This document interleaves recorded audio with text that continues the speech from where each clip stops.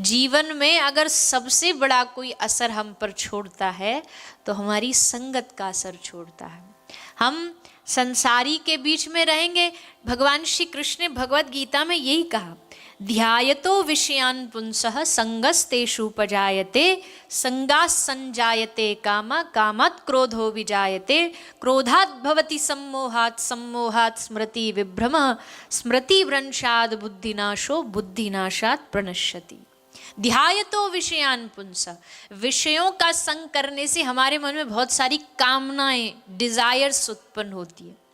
ये भी पालूं, ये भी मिल जाए, ऐसा भी हो जाए, वैसा भी हो जाए। अब कामना कर ली बहुत बड़ी बड़ी करोड़ों की और जेब में नहीं धेला, तो अब क्या होगा, कामना में बाधा पड़ेगी। और जब हमारी इच्छा पूरी नहीं होती तो हमें क्या होता है, गुस्सा आता है, क्रोध। क्रोधात् भवति सम्मोहात् सम्मोहात् स्मृति विभ्रमः। क्रोध से क्या होता है, क्रोध से हमारा धीरे धीरे मेमोरी लॉस होता है। जो जितना ज्यादा गुस्सा करता है ना, उसकी याददाश्त उतनी ज्यादा कमजोर होती है, उसे ज्यादा चीजें याद नहीं रहेंगी, गुस्सा में सब भूल जाएगा, कुछ याद नहीं रहेगा। अच्छा, गुस्सा भी हम किस पे करते हैं, अपने से कमजोर पर करते हैं। कोई हमारा काम करने वाला हो या कोई हमारा घर का छोटा बालक हो, उम्र में कम हो, इज्जत में पद में थोड़ा कम हो, गुस्सा उसी पे आएगा हमेशा। कभी बड़े पे गुस्सा नहीं आता जो हमसे बड़ा शक्तिशाली हो, बड़ा पावरफुल हो।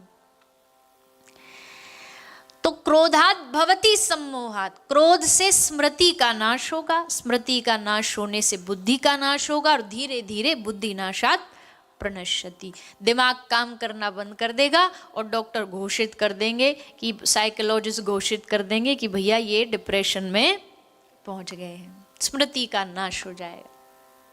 तो ऐसे समय में हम अगर संगति अच्छे लोगों की करें, साधु जनों की संगति कर, हमने अभी पिछली कथा में एक बात बोली थी, सुई अकेली होती है तो चुभने का काम करती है।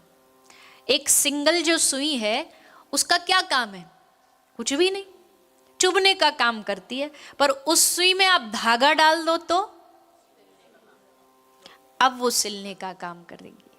किसके कारण सुई तब भी थी अब भी है, पर अब धागे का संग पाके अब वो काटने का नहीं, अब जोड़ने का काम कर रही है। वैसे ही जीवन में जब किसी सद महापुरुष संत की, किसी भक्त की हमें संगति मिलती है ना, तो धीरे धीरे हमारा मन भगवान की ओर वो लेकर के जाते हैं। ये संगति का असर है, ये भगवान के भक्त वैष्णवों का असर है।